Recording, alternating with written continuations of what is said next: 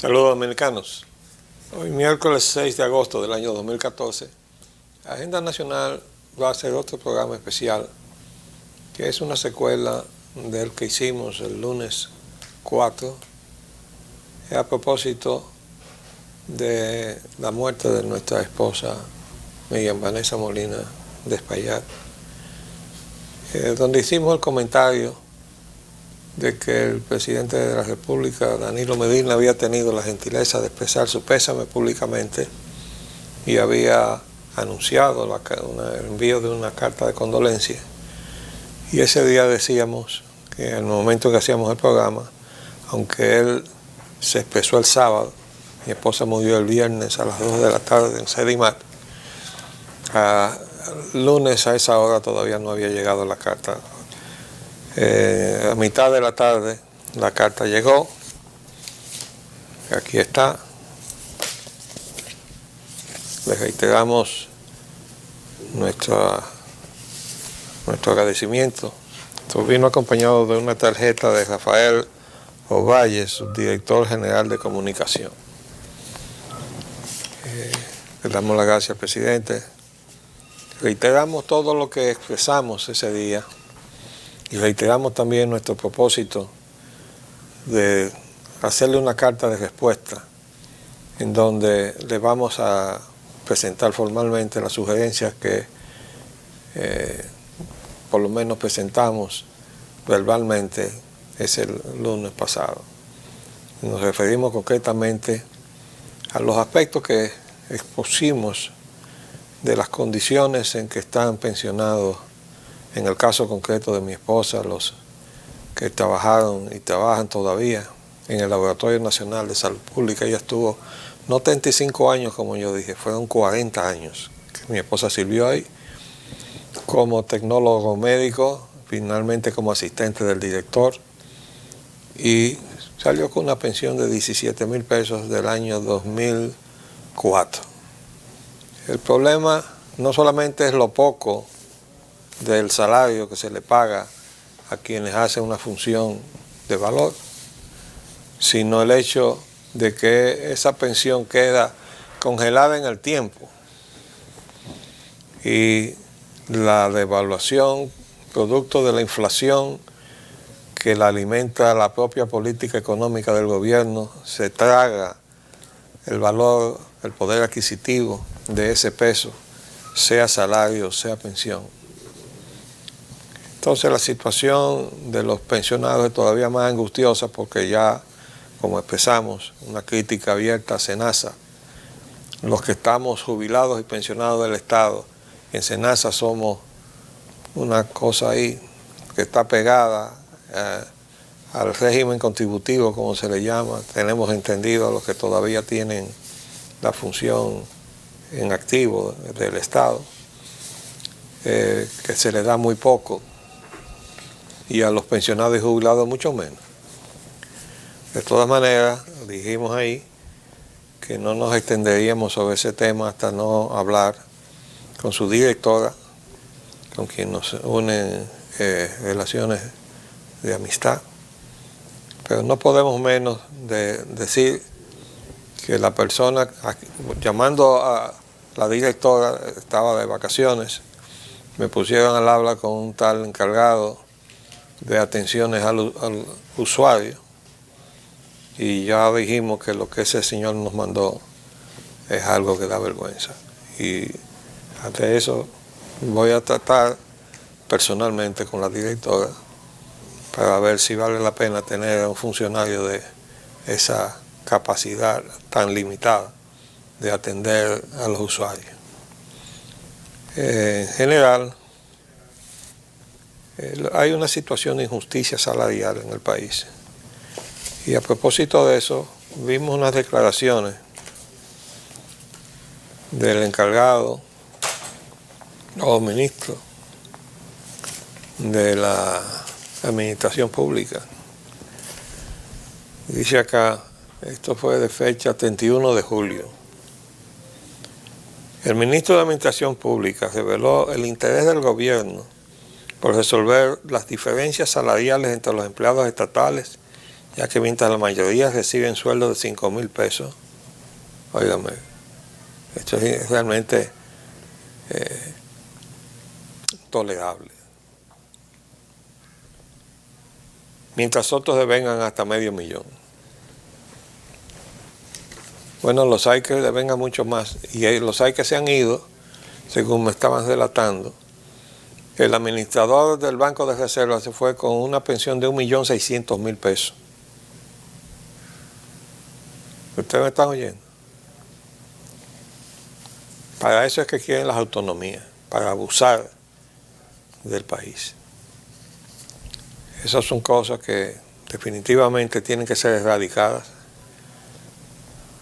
Y para eso está esta Secretaría o Ministerio de Administración Pública. Y si no sirve para eso, que lo cierren. Que lo cierren. Como están los otros a los cuales nosotros nos referimos. Primero porque son absolutamente infundados, no tienen ninguna razón de ser, y nos referimos concretamente al Ministerio de la Mujer y al Ministerio de la Juventud. Que dijimos no tiene sentido, porque si lo que se quiere es estimular a la mujer en el sentido de que tiene la misma igualdad de derechos que el hombre, sencillamente darle en función de su capacidad la misma oportunidad de desempeñar funciones públicas. Mi madre fue de las primeras mujeres que tuvo responsabilidad pública en el Congreso. Claro, van a decir, sí, señalada por el dedo de Trujillo. Bueno, como estaban todos, incluyendo a Monseñor Eliseo Pérez Sánchez, que lo tengo retratado, sentado al lado de mi madre, en la Cámara de Diputados, y pasó a ser consejero de Estado antitrujillista, persiguiendo a los trujillistas. Ese Consejo de Estado supo quitarle la pensión que tenía mi madre, que estaba postrada en un lecho, por trujillista, y el antitrujillista Eliseo Pérez Sánchez, miembro de esa iglesia que no se sabe nunca dónde está, excepto cerca del gran poder mundial del dinero, ese Vaticano. Ahí, por eso tenía un banco del Vaticano que ahora lo están investigando y lo están auditando. Ese representante de la iglesia trujillista, que fue diputado de Trujillo, se sentó en el Consejo de Estado a refrendar la persecución de la gente honesta que no se lucró del trujillismo, como fueron mis padres. Mi padre era médico militar, llegó a ser director del hospital militar, que entonces se llamaba Georges Marion, y mi madre fue diputada 2 veces por el Distrito Nacional y por San Cristóbal. Entonces, aquí en este país se ha vivido de una distorsión de la verdad, y hemos vivido a espaldas de valores, porque siempre ha habido espacio para la gente sin vergüenza. A mí me trataron de trujillista, el único profesor de la Facultad de Ingeniería y Arquitectura suspendido junto con el doctor Balaguer en enero del 62 por los antitrujillistas que tomaron el poder en la universidad. El único profesor suspendido de la Facultad de Ingeniería y Arquitectura es quien les habla. ¿Y quiénes se quedaron ahí? Bueno, los principales contratistas de Trujillo, comenzando por José Antonio Caro Álvarez, siguiendo por Guillermo González, el gran arquitecto dominicano, pero el gran beneficiario de los contratos de Trujillo. ¿Quién diseñó todos los edificios de la Feria de la Paz y hoy Centro de los Héroes? Pues Guillermo González. ¿Y quiénes los construyeron? Pues los mismos que se quedaron como profesores de la facultad. Pero bueno, esa es otra historia. Simplemente yo quiero hacer referencia a todas las cosas que se hacen en este país, incluyendo hasta la muerte de muchos de los que han quedado en el camino. Y me quiero referir concretamente a las hermanas Mirabal, que todavía da vergüenza que no se atreven a decir que el responsable de eso fue Pupo Román. Pupo Román fue secretario de Estado de las Fuerzas Armadas de Trujillo, fue quien ordenó la muerte de las hermanas Mirabal. ¿Y qué dijo él cuando lo estaban investigando? Eso fue una idea de mi compadre Luis Amía Mateo. Dijo él bajo tortura ahí en el canal, en la prisión del 9, cuando le preguntaron por qué usted se metió en el complot contra el jefe, y él dijo, eso fue idea de mi compadre Luis Amiama, me metió en eso, pero no se le puede echar la culpa a Luis Amiama. Amiama tuvo una actuación que, visto a través de la historia ahora, da mucho que censurar. Pero no se le puede adjudicar, él fue presidente del Consejo Administrativo, o sea, era socio de Danilo Trujillo en un aserradero que tenían en la línea noroeste. Por alguna razón, él se involucró en eso, queriendo lo mejor, porque el que conocía a Luis Amiama no podía tener mala opinión de él, pero el papel que ha jugado en la historia, visto a través de la verdad, al igual que otros que participaron en el complot para matar a Trujillo, pues visto como agentes de la voluntad que venía del norte, ya no son vistos pues por la historia, no pueden ser vistos con la generosidad con que se le trató inmediatamente después de la muerte de Trujillo. Pero lo que da pena es que todavía hoy, cuando es un aniversario del asesinato de esas 3 pobres mujeres que estaban encabezadas con una mujer valiosísima que se llamaba Minerva Mirabal, la esposa de Manolo Tavares, todavía no se puede decir, eso fue por Román públicamente, no se puede decir, y se esté preguntando que quién fue que dio la orden. Eso se sabe, como preguntar ahora que quién dio la orden para fusilar a Manolo Tavares, pues ¿quién la dio? La CIA, como fusiló al Che Guevara, que hubo militares aquí que fueron los que apretaron el gatillo, sí, pero la orden salió de allá. Vamos a hacer un paréntesis y volvemos en un minuto.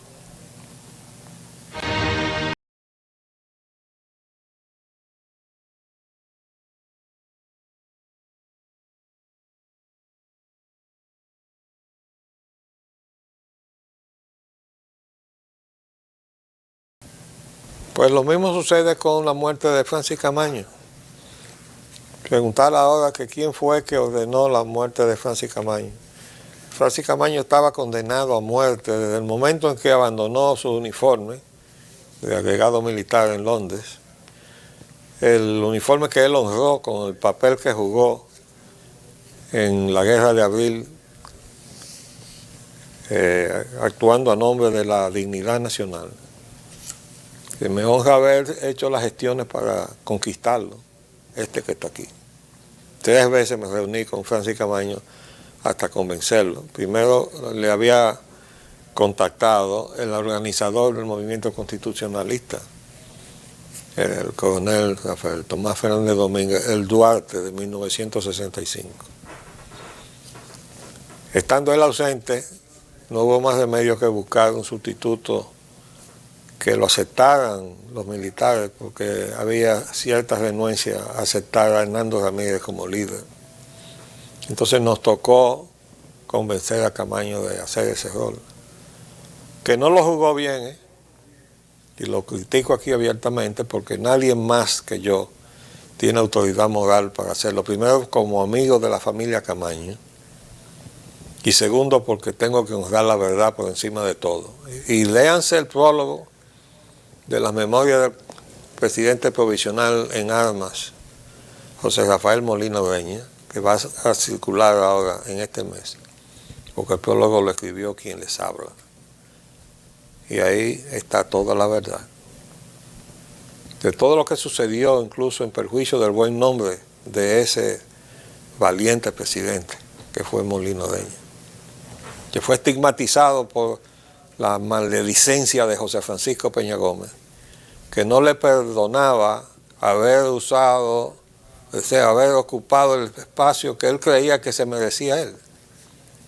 Y como a él le tocó en tribuna democrática ser el que anunció al país el levantamiento del campamento en contra del triunvirato, entonces él distorsionó todo eso, y con la complicidad de gente como Rafa Gamundi, que nunca debió haberse prestado para eso, a usurpar entonces el papel que jugó Molina Ureña y atribuirse a él haber sido el organizador del movimiento constitucionalista, del cual no sabía absolutamente nada, porque el primero que se cuidó de la poca discreción de José Francisco Peña Gómez fue Juan Bosch. Entonces, que léanse el libro de Gómez Berger, que entre otras cosas lo que tiene ahí es el testimonio del capitán piloto Ricardo Boden López, para que ustedes vean que en la reunión de la Juan Dolio, en la residencia de Antonio Martínez Francisco, un hombre de la embajada norteamericana, ¿quiénes estaban? Bueno, Antonio Martínez Francisco acompañado de José Francisco Peña Gómez. ¿Y con quiénes estaban reunidos? Con todo el staff de Balaguer, encabezado por Nayni Barnes y todos los demás del grupo de San Cristóbal. Entonces a esa reunión pues, hizo acto de presencia Marino Vinicio Castillo y dijo algo que me sorprendió aún mucho después, en fin, todo el tiempo que había transcurrido hasta el momento en que leí el libro, de que él sabía que esa intervención militar vendría si se insistía en reponer a Bosch con un golpe o un contragolpe militar. Eso no lo sabíamos los organizadores del movimiento. Probablemente el doctor Castillo lo sabía por su comunicación con Balaguer, que ya en Nueva York había cambiado el chucho y estaba diligenciando su regreso, como efectivamente llegó aquí por la orden que dio Lyndon B. Johnson para eso. No lo digo yo, lo dice Tim Weiner en 2 libros así de este gordo, donde uno trata sobre todo lo que la CIA hizo para instalar en el poder y mantener en el poder a Joaquín Balaguer, y el otro libro, todo lo que hizo el FBI, violando su ley orgánica que no le permite trabajar fuera de Estados Unidos, para instalar en el poder y mantener en el poder a Joaquín Balaguer. Y los detalles de cómo eso funcionó, desde el punto de vista de esa alianza que todavía persiste en algunos segmentos de lo que fue el gobierno que se instaló en el 66. Eso lo relata Hans Paul Wiese Delgado en su libro, como una confidencia que le dio Marullo Amiama, el hermano de Luis Amiama Mathieu. Y ahí él dice que los hombres del 30 de mayo fueron llamados al orden. Ustedes tienen que reconciliarse con Balaguer. A Balaguer se le dijo, ustedes tienen que reconciliarse con los hombres del 30 de mayo. Lo mismo se le dijo a los de Unión Cívica. Usted tiene que reconciliarse con Balaguer, y a Balaguer usted tiene que reconciliarse con Unión Cívica, y salió esa alianza reformista, o mejor dicho, que eran balagueristas. La gente del 30 de mayo y la gente de Unión Cívica para instalarse en 1966 en el gobierno. Se reunían todos los miércoles en la Comisión Nacional de Desarrollo con el embajador americano presidiendo el uso de los fondos que estaba aportando todavía la OEA para pagar la administración pública dominicana. Y esa es la realidad de la historia dominicana, que no se conoce porque se oculta. Entonces nosotros hemos venido, la suerte de los dominicanos, timoniada de fuera, desde la desaparición de Trujillo, más todo lo que vino después. Lo que estaba pautado era que el gobierno lo presidiera Viriato Fiallo, teniendo de respaldo a la Unión Cívica Nacional. Pero el pueblo dominicano dispuso otra cosa y ganó las elecciones Juan Bosch, y desde ese mismo momento se dictaminó el golpe de Estado que lo derribó. Y por eso, cuando nos embarcamos, tanto los militares encabezados por esa figura histórica que se llamó Rafael Tomás Fernández Domínguez, como la parte civil, José Rafael Molina Ureña, queríamos reponerle al pueblo dominicano la fuerza de su voto. Es la primera vez que se ejercía después de una dictadura de 31 años. Bueno, pero como le habíamos tumbado el pulso con las elecciones y ganó Bosch y no Viriato Fiallo, cuando intentamos reponer en el poder a Bosch, pues nos metieron en una intervención militar. y que vengan a decir que no es así. Eso todo ya está documentado por muchísimos autores. Lo que pasa es que primero esos libros no circulan aquí y además no hay mucha costumbre de leer en los dominicanos. O lo que leen son pamplinas y no leen los libros donde está oculta la verdad que se nos esconde. ¿Por qué? Porque el recurso de dominación ejercido en todas partes del mundo, y ahí está, República Dominicana ha sido un buen escenario de eso, es distorsionar la verdad, ocultarnos la verdad, para poder entonces manipularnos. Pero todo esto lo he sacado un poco de contexto, porque todavía, cuando hablamos de las injusticias salariales que existen en este país, es porque no ha habido tal democracia. Y lo que ha habido es un asalto a la administración pública. Y el reto o el objetivo de construir una democracia a partir de la desaparición de Trujillo se ha quedado en algún zafacón, a donde probablemente en el mismo zafacón a donde tiró Pedro Santana y Arzobispo Porte el proyecto de Duarte de la nación libre, soberana e independiente. Y es la razón por la cual todavía no somos ni libres, ni soberanos, ni independientes. Se nos acabó el tiempo por el día de hoy. Volveremos mañana si es posible. Si Dios lo permite.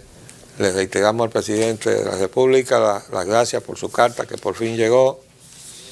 Pero la vamos a hacer públicamente, las sugerencias, lo vamos a hacer por escrito y si es posible publicada, de que asuma enviar al Congreso Nacional una ley que haga que cada vez que se apruebe el presupuesto de la nación se indexen todos los salarios y pensiones del Estado de acuerdo con el IPC que lleva el Banco Central de la República. Después de haber hecho una revisión, haciendo los ajustes necesarios de esa desgracia de la cual acaba de hacer referencia el ministro de Administración Pública, de que hay gente que gana 5,000 y hay otros que ganan 500,000 pesos mensuales en este país. Les habló Leopoldo Espaillat Nanita. Hasta luego.